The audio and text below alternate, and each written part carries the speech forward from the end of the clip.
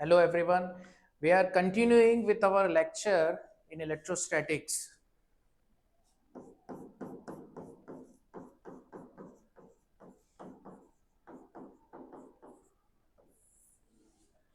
In the previous lecture, we discussed about electric charge.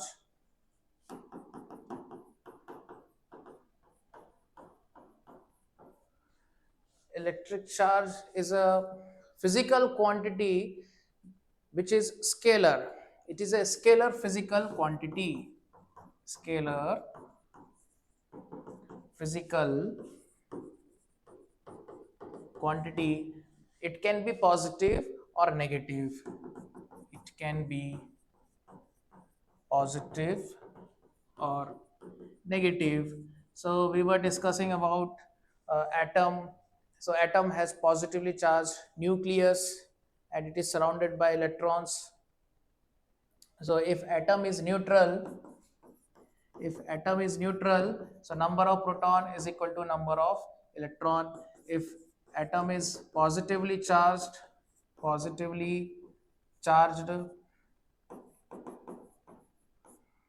that means number of proton is greater than number of electron.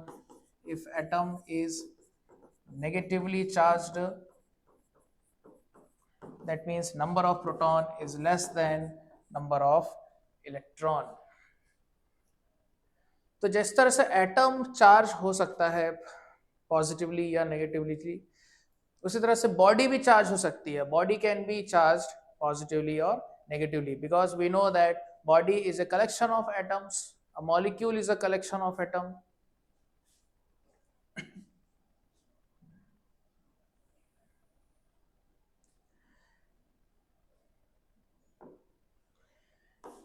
Then we discussed a property of charges.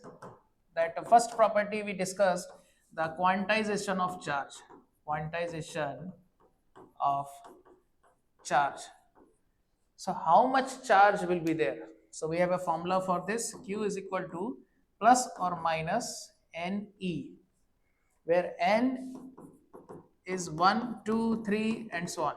N can be 1, 2, 3, 4, 5, 6 and so on. So suppose only one electron is in excess. If one electron in excess, so charge value Q is equal to minus E. If 10 electrons are in excess as compared to protons, so Q हो जाएगा minus 10E. Q will be minus 10E. So like this we can use minus Ne. So how many electrons are extra as compared to protons? So that is N value. If 1000 electrons are extra, so N will be 1000. But the nature of charge will be negative. If protons are excess, so the charge will be positive. So let's do one numerical.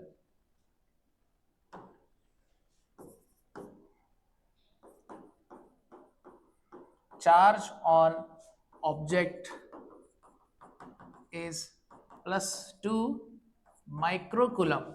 Plus 2 microcoulomb. 1 microcoulomb is 10 raised to minus 6 coulomb. So 2 microcoulomb is 2 into 10 raised to minus 6 coulomb. Find number of electrons deficient. Electrons are deficient here, or protons are in excess, or protons, number of protons in excess. In excess, how many protons are there over electron, or how many electrons are deficient as compared to protons? Because charge is positive, so protons are in excess. So we can use formula Q is equal to Ne. So Q is equal to 2 into 10 raised to minus 6, that is equal to N into E, and E is given, E we know 1.6 into 10 raised to minus 19. So we have N is equal to 2 into 10 raised to minus 6 divided by 1.6 into 10 raised to minus 19. So 2 by 1.6 will be 20 by 16, and this is 10 raised to minus 6 plus 19. So N is equal to 20 by 16. So this is 5 by 4 into 10 raised to minus 6 plus 19. This is 13. So 1.25 into 10 raised to 13. This is the answer. So these many protons are in excess, or these many electrons are deficient.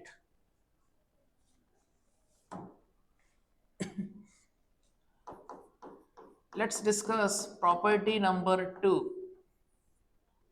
So property number 2 talks about interaction between charges. So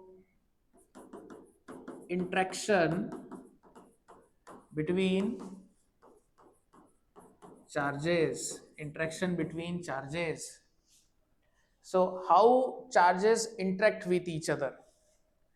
So it is based on observation. Like charges repel each other.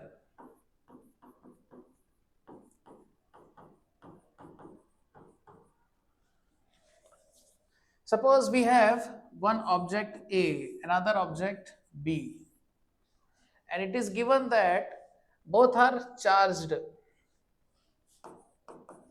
A and B are charged objects or bodies, charged bodies, and they are repelling each other.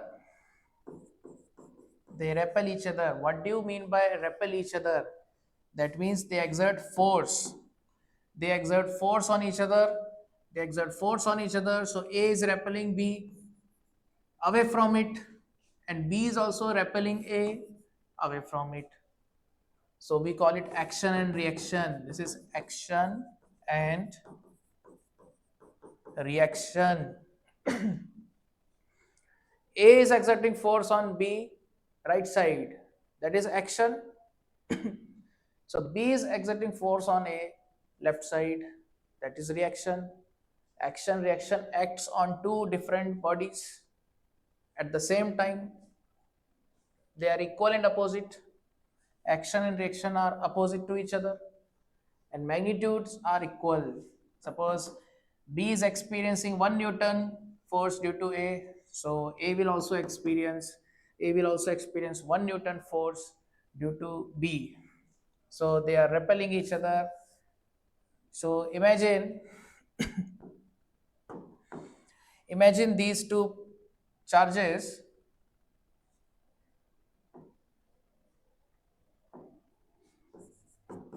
are moving towards each other. A is moving towards B, and B is also moving towards A. Assume they are going towards each other.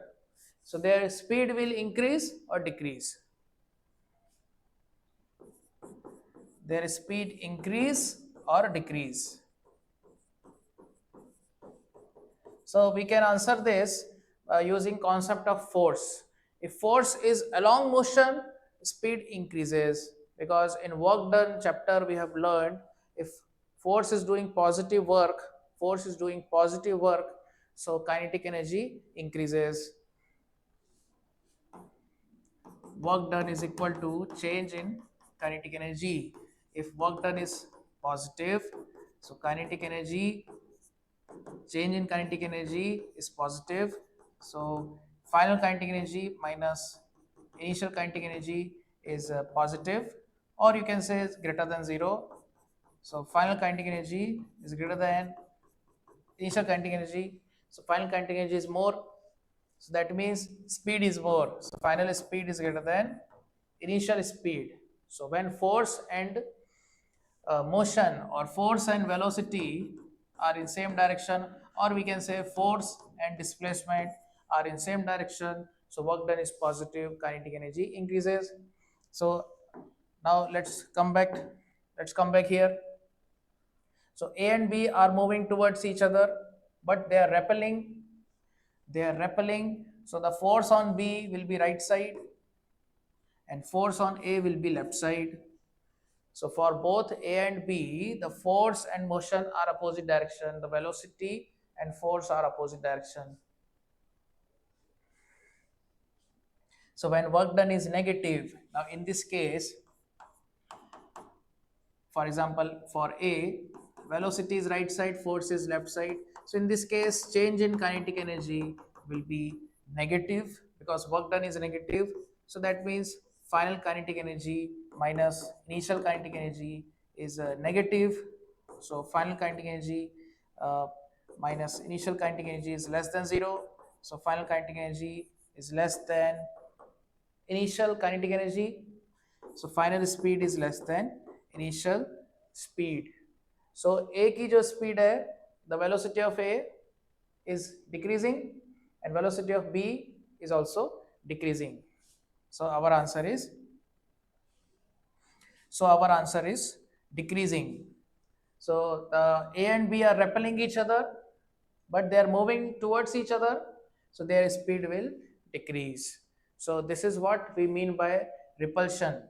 So A and B are repelling each other, so like charges repel each other. Now let's talk about unlike charges. Unlike charges attract each other. Unlike charges attract each other. Again, this is based on observation. Suppose A and B have unlike charges. Unlike charges means one is positive, other is negative. Here A can be positive and B can be negative, or A is negative or B is positive. So they are unlike. They attract each other. That means the force on A will be right side and the force on B will be left side. So B is attracting A and A is attracting B. So they attract each other. Now let's do one question, one simple question. Suppose this is A and B. They are moving towards each other. A and B are moving towards each other. Somehow, how they are moving towards each other, that is not given in question. But just the situation is they are going towards each other. And they are unlike charges. They are unlike charges. If A is positive, so B is negative. If A is negative, so B is positive. So in this case, the question is their speed will increase or decrease.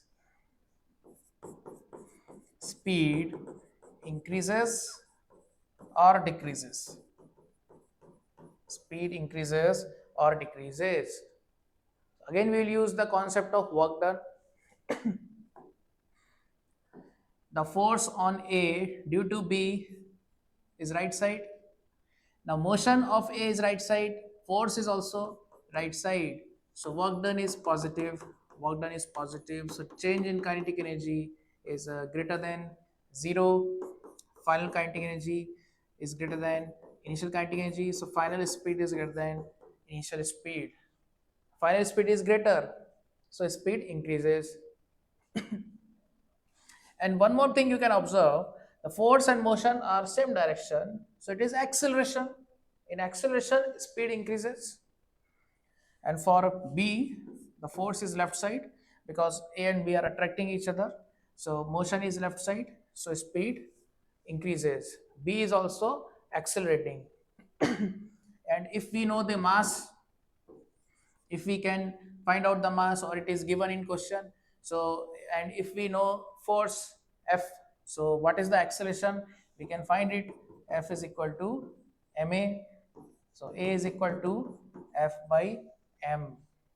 So these are the like charges, one is positive and other is negative. Suppose this is positive, this is negative, so they are attracting each other.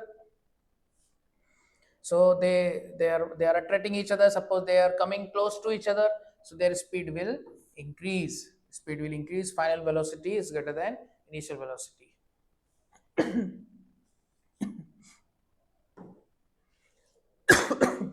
Now, what if one object is charged, other object is uncharged? Charged and uncharged objects. We have discussed two like charges. One is plus, another is also plus. Plus will repel, minus also repel. Unlike charges, plus and minus, they attract. Charged and uncharged objects, how they interact? So the answer is they also attract. They also attract. Why they attract? Now question is, why plus and minus attract? Plus and minus, they are unlike, they attract. Why? So it is natural law. It is a natural law. When two charges are opposite to each other, they attract. It is based on observation. So this we know. For example, one is proton, another is electron. So proton and electron will attract because their nature of charges are opposite. And we have assumed that the proton is positively charged, electron is negatively charged. So it is by convention, they are alike charges. Now, why uncharged and charged attract? Let's take one example. Suppose this is a sphere. Now, this is a sphere. It can be made up of metal or non-metal. And this is another sphere. Again, this can be made up of metal or non-metal. We know that this sphere is charged. This sphere is positively charged. Now come to this sphere. It can be hollow or solid sphere. What this positive charge will do? It will attract negative charge of this sphere. So because this sphere is neutral, this sphere is neutral, so the number of electrons is equal to number of protons. So the amount of negative charge is equal to amount of positive charge. So it will attract some of the negative charge. So some of the negative charge only attracted, not all, because it can be, we don't know it is a metal or non-metal. If it is a metal, more negative charge it will attract, because in metal electrons are more free to move, but in case of non-metals electrons are not more free to move, they are more bounded in case of non-metals. So I am just assuming two of the negative charges are appearing on the left side, so equal positive charge will appear on the right side. So this is known as separation of charges. This is known as separation of charges in a material body. In a material body, it can be metal or non-metal. So in this material body, the charges are separated. So it is like a dipole. It looks like a dipole. So one side it is negative, other side it is positive. So this is known as polarization. This is known as polarization of charges,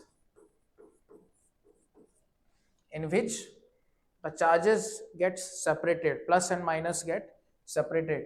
So now you see these are the positive charges,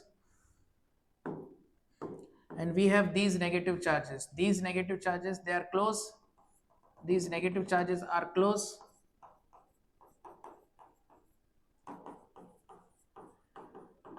Negative charges are close to positive sphere, close to positive sphere, and these positive charges are away. These positive charges are away from positive sphere. These are away from positive sphere. Okay, these negative charges are close to positive sphere, these positive charges are away, more distance is more. So these positive and these negative, they are attracting, and the distance is also less. When less distance is there, later we will discuss, the force depends on distance of separation also. So when the distance is less, so force is more. Coulomb's law, we will discuss that Coulomb's law later in this chapter. So positive and negative, when they are close, the force is also more. So force of attraction is more than the force of repulsion. Force of attraction is the left side, and force of repulsion, these positive and these positive charges are repelling each other. So the force of attraction is greater. Why greater? Why force of why force of attraction is greater? Because the distance is less. Distance between positive spheres and negative charges, distance is less. So this is greater. So overall there is attraction. Overall there is attraction. So charged body and uncharged body attract each other. So now we have a summary of this property. The electric charges, if they are unlike charges, they repel. If they are charged, if they are like charges, so they attract. If one object is charged, other is uncharged, then also they attract. They attract. Let's discuss property number 3.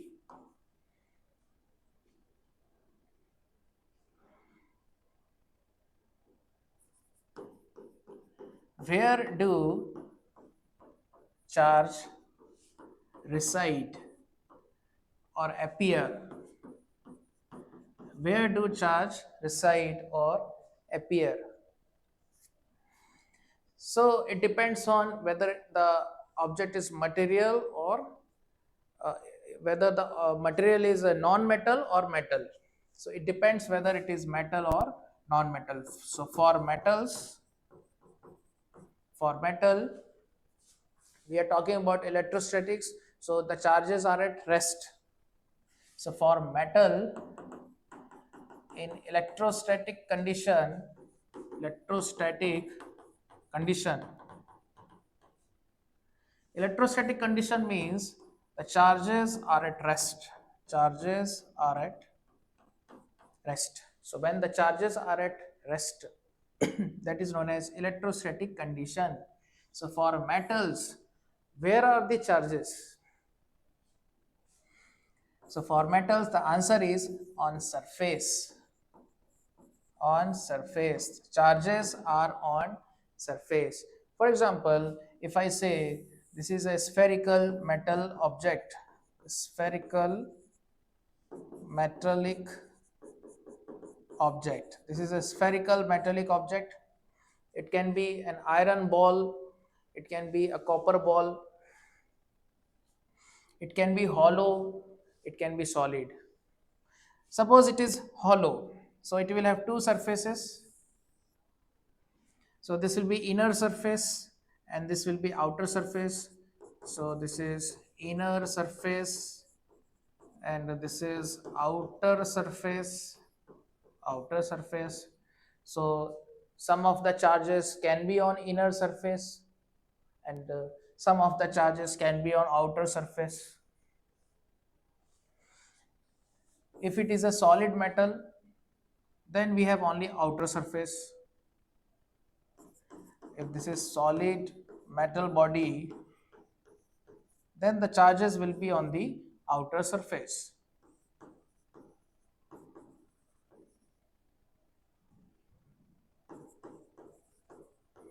Charges will be on the outer surface if it is solid object. Why? Now the question is why? Why the charges are on the surface? Because metal offers free flow of electrons, free flow of electrons, unlike non-metals.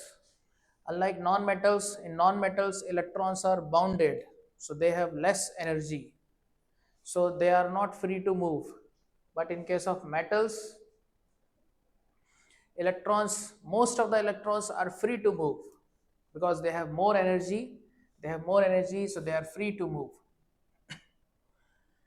So if electrons are free to move, so they will repel each other. So they want to go as much away as possible. So finally they will distribute themselves on the outer surface. So suppose we have a metallic body and there are excess electrons, more excess electrons are there. So these excess electrons will repel each other and ultimately they will be on the outer surface because they want to go as away as possible. They will repel each other. And similarly, if we have positive charge on a metal, so we will say there is a deficiency of electrons. So these are positive charges, so these positive charges also repel each other, so we can say they are on the outer surface of the metal. Now how can we have inner surface charged? Suppose this is a metallic body, it has two surfaces, one inner surface and one outer surface. If you place some point charge at the center, suppose this is plus Q, you are putting at the center. Now this is a neutral. Now this is a neutral metal spherical shell. Neutral metal spherical shell. So it is a shell, this is a shell.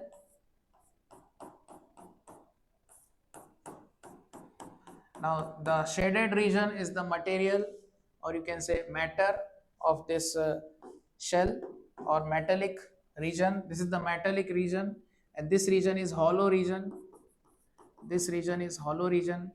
So we have this positive charge at the center. It can be some other point also, it can be here also at the center also, or it can be some other point also, but it is somewhere in the hollow region. So it will attract electrons because it is a positive charge, so it will attract electrons of this metallic body. So if it is at center, so you will see the negative charges appearing on the inner surface. On the inner surface negative charges are appearing, but we know that this sphere is neutral, this metal sphere is neutral, so the total charge is 0. When I say the sphere is neutral, that means net charge is equal to 0.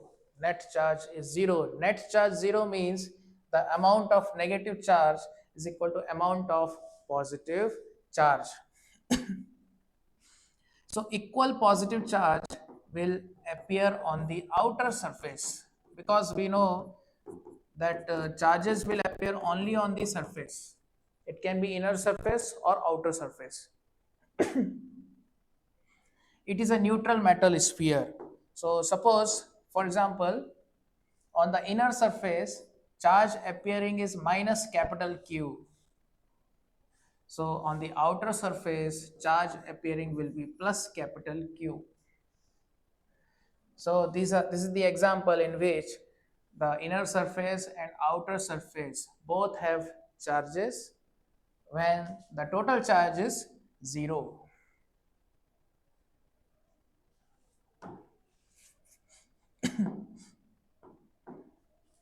So this was our property number 4.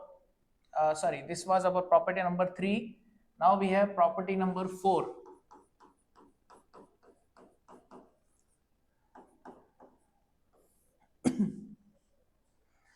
So property number 4 talks about speed of charges. So when charges are in motion, when charges are in motion,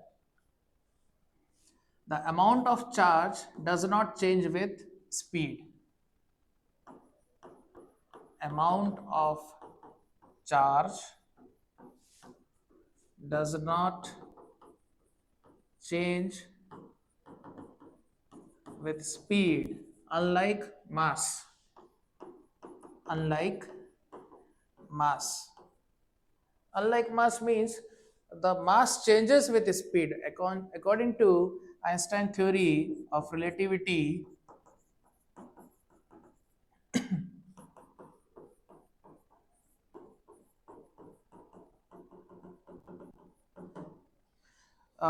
the formula for mass of an object is given by m naught divided by square root of 1 minus v square by c square, where c is the speed of light, c is the speed of light, and v is the speed of particle, speed of particle, speed of particle is v. If we look at this formula, if you put v is equal to c, we'll get m is equal to m naught by square root of 1 minus c square by c square. So this will be equal to m naught by square root of 1 minus 1. So this will be m naught by 0. And this is a very large number. We can call it infinity. So this is infinity. So mass becomes infinite. Mass becomes infinite if it travels with the speed of light. Mass becomes infinite, but we don't have any such formula in case of charge. So charge does not change with speed. Charge does not change with speed, unlike mass. Mass changes with speed. So this is property 4. And next property, property 5. Property 5, we will talk about electric field, magnetic field, and electromagnetic radiation. So charges at rest produce only electric field. So it is a theoretical point. Only electric field, and charges in uniform motion. Uniform motion means constant velocity. So when the velocity is constant velocity, when velocity is constant, it is uniform motion. So it produces only magnetic field. Magnetic field. It produces only magnetic field. When charges are at rest, it produces electric field. When they are in uniform motion, so sorry, when they are in uniform motion,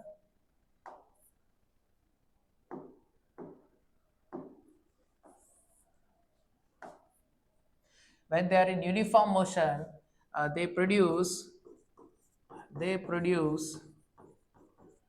both electric and magnetic field. Both electric and magnetic field. When they are in motion, they produce both electric and magnetic field. Now, charges in non-uniform motion.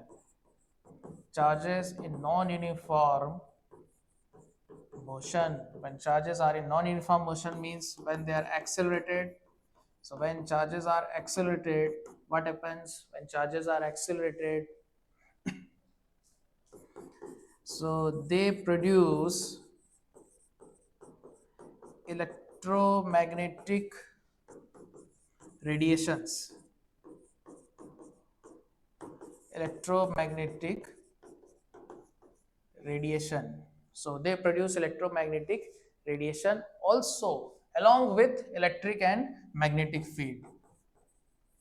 Along with electric and magnetic field. Along with electric and magnetic field. So this is a theoretical point. This property is about theoretical some points regarding charges. So charge at rest produce only electric field. So electric field is denoted by E vector. It is a vector quantity. And charges in uniform motion, that means when velocity is constant, acceleration is zero. So motion is along a straight line. So it is moving along a straight line. Then only we can say velocity is constant, because it is a straight line, direction is constant. So they produce both electric and magnetic field, that means E vector and B vector. B vector is the symbol for magnetic field. Charges in non-uniform motion, it is accelerated, it can be retarded also. The speed can be increasing or speed can be decreasing, or it can be circular motion. The charges are performing circular motion. The speed may be constant or changing. Suppose it is uniform circular motion. If charges are performing uniform circular motion with constant speed, so we know that the velocity is changing. Like for example, at this point, the velocity is pointing like this. After some time, velocity is pointing like this. After some time, velocity is pointing like this. So it is tangential. Velocity is tangential. So the direction of velocity is changing. So if a charged particle is performing uniform circular motion, so we can say velocity is changing, so it is accelerated. So it will produce electromagnetic radiation. It will produce electromagnetic radiation also.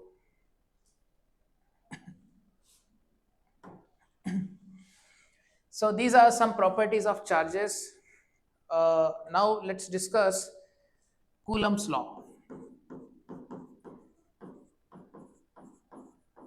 Coulomb's law. So what is Coulomb's law? It gives force between 2 point masses. Sorry, it gives force between 2 point charges. It gives force between 2 point charges. Suppose we have one charge Q1, another charge Q2. Now they are point charges. So in previous lecture we have discussed what do you mean by point charges. If the distance between two charges is very large, the distance of separation is r, it is very large as compared to the diameter or the size of individual point charge. So this point charge is very less, the size is very less, but the separation is very large. Suppose it is 1 kilometer, this is 1 kilometer, and the diameter of this charge is 1 centimeter. Then 1 kilometer is very large as compared to 1 centimeter.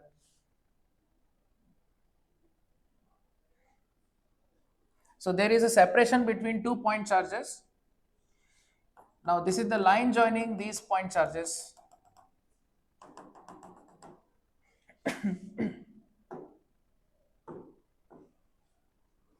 Now based on the nature of charges, if both are plus, both are positive, so they are like charges, so they will repel each other, So the force on Q1 due to Q2 will be F12 vector, and the force on 2 due to 1 will be F21 vector.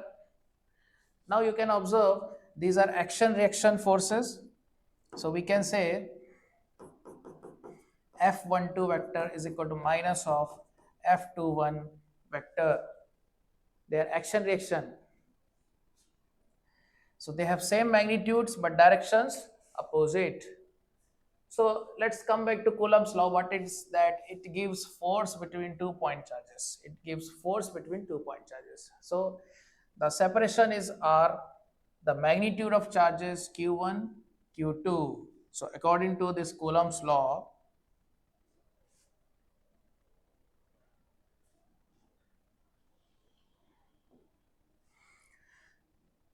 this force of repulsion, it can be attraction also. If one is positive and other is negative, so they will attract. So this force of attraction or repulsion, this force is directly proportional to product of magnitudes of charges and inversely proportional to square of distance of separation, force of attraction or repulsion, force of attraction or repulsion is directly proportional to product of point charges magnitudes, product of point charges magnitudes, and inversely proportional to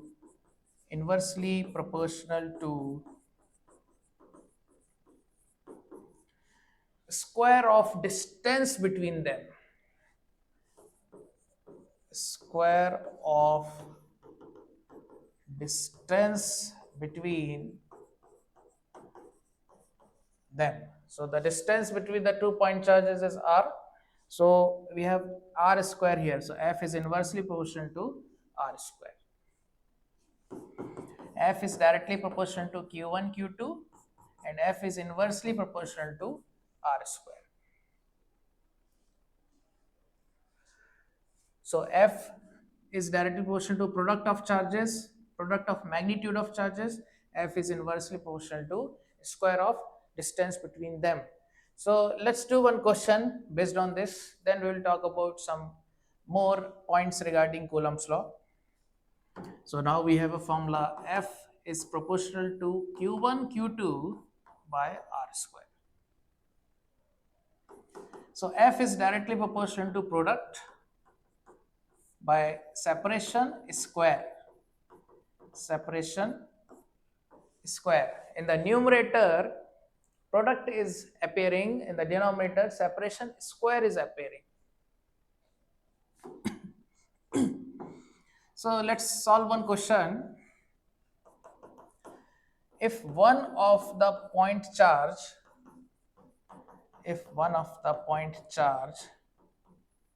is doubled in magnitude, one of the point charge is doubled in magnitude and separation becomes halved, and separation becomes half. Separation becomes half, and one of the charge becomes doubled in magnitude, not both, one of the charge. What is effect on force?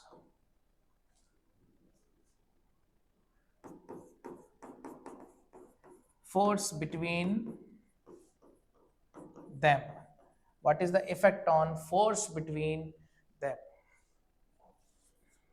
So force increase or decrease, like that you have to find out. Also, suppose force is becoming 2 times or 1 by 2 times or 3 times or 1 by 1 by 3 times. Force is becoming 4 times or 1 by 4 times, like that. So we have to find percentage also, find percentage change also, find percentage change in force, find percentage change in force. So when quantity increases, percentage change is positive. When quantity decreases, percentage change is negative. So let's solve this question.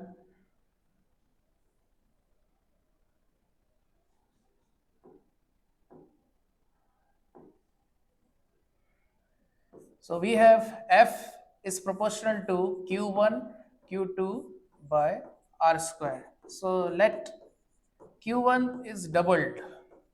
If Q1 is doubled, so we have F1 is proportional to Q1, Q2 by R square, and F2 will be, let's replace this proportionality with some constant. So we can write like this: F1 by F2 is equal to some constant C into Q1, Q2 by R square.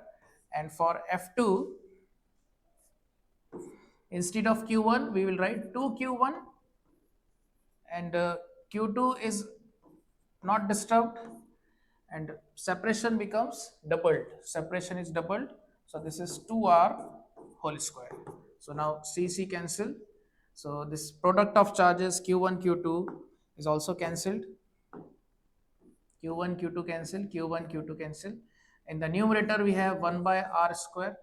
In the denominator we have 2 by 4r square. So this will be equal to 4r square by r square. This r square will be denominator, and this 2 is also there in the denominator.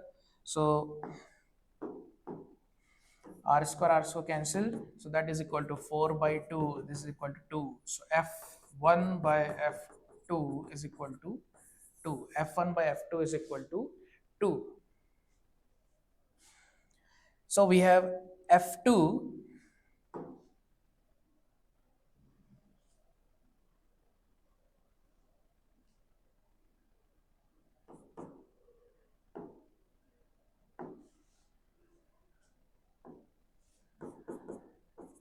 2 times of f2 is equal to f1.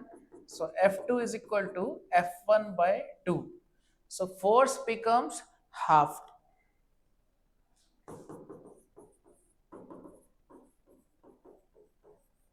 Force is halved.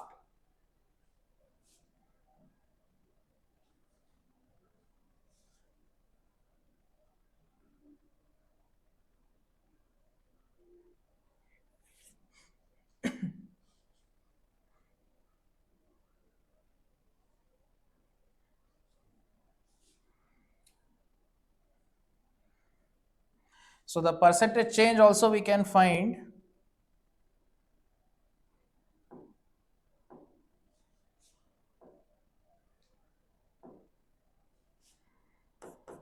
F2 by F1 minus 1 into 100. So F2 by F1 is 1 by 2. So 1 by 2 minus 1 into 100. So minus 1 by 2 into 100. So your answer is minus 50%. Force decreased by 50%. Force decreased by 50%. Force decreased means the percentage change will be negative. Okay, so let's solve one more question.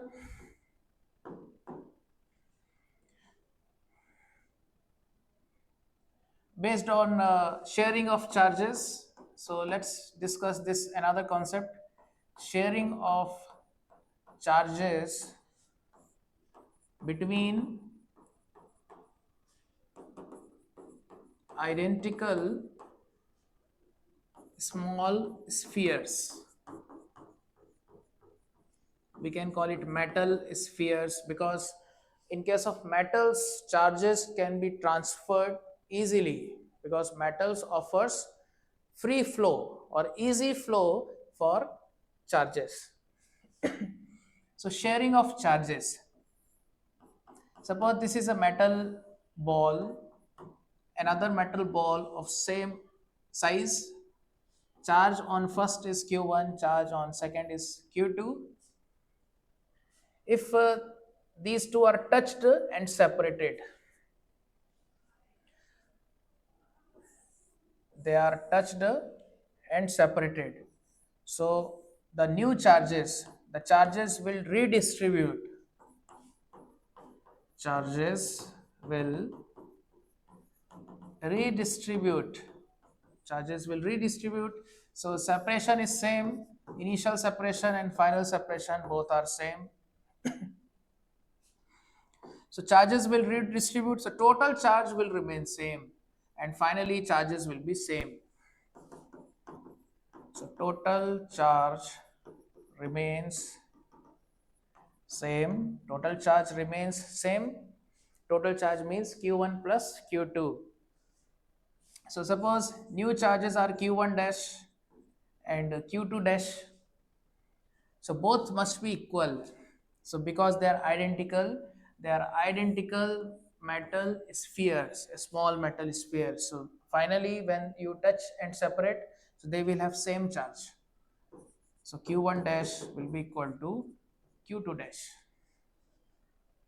And we know that initial charge q1 plus q2 and final charge q1 dash plus q2 dash. So q1 plus q2 is equal to 2 times of q1 dash. So we can say 2 times of q1 dash is equal to q1 plus q2. So q1 dash is equal to q1 plus q2 by 2. So the new charge on one of the ball is q1 plus q2 by 2. Let's solve one question.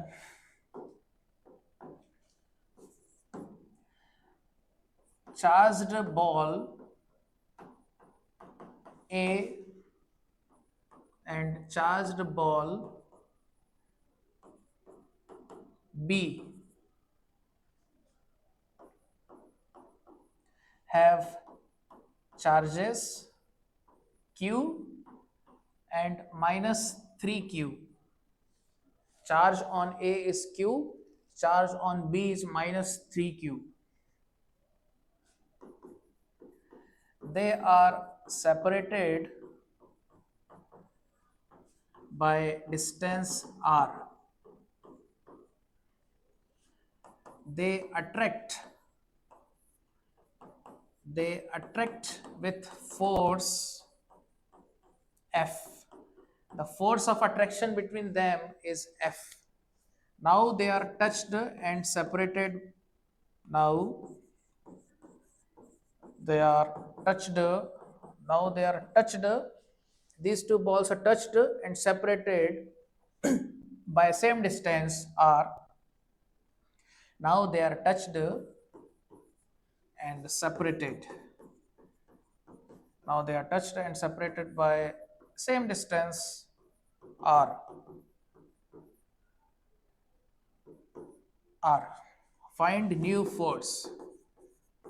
Find new force between them.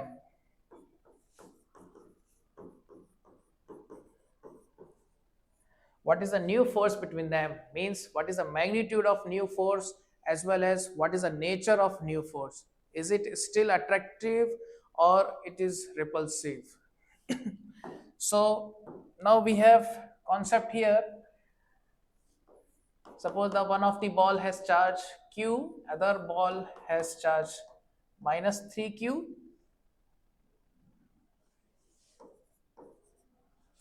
So the force will be K, Q1, Q2. We have to take magnitude here, Q and 3Q divided by R square.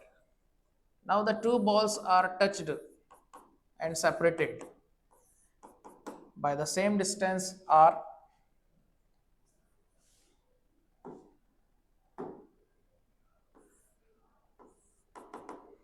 They are kept at the same distance. So what is the new charge? So now we will use the formula Q1 plus Q2 by 2. Each will be Q1 plus Q2 by 2. Q1 is Q, Q2 is minus 3Q by 2. So this is minus 2Q by 2. 2 cancels. So this is minus Q. So Q1 plus Q2 by 2 is minus Q. So both charges are minus Q. So the new force F dash will be K into Q by R square. Now you can compare this F and F dash. So F by F dash, F divided by F dash. So that will be equal to K into 3Q square by R square divided by K into Q square by R square. So we can solve this. We will get 3 by 1. So F by F dash is 3 by 1. So F is equal to 3F dash. So F dash is equal to F by 3. So the force becomes 1/3. Now let's talk about nature of forces.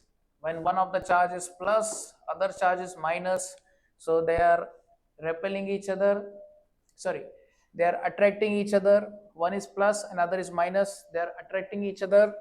Now when they are touched and separated, both becomes negative, so they will repel each other. So what is the nature of force? Now it becomes repulsive. It becomes repulsive. So force becomes one third, and also the nature also changed. Previously it was attractive force. Now it is repulsive force.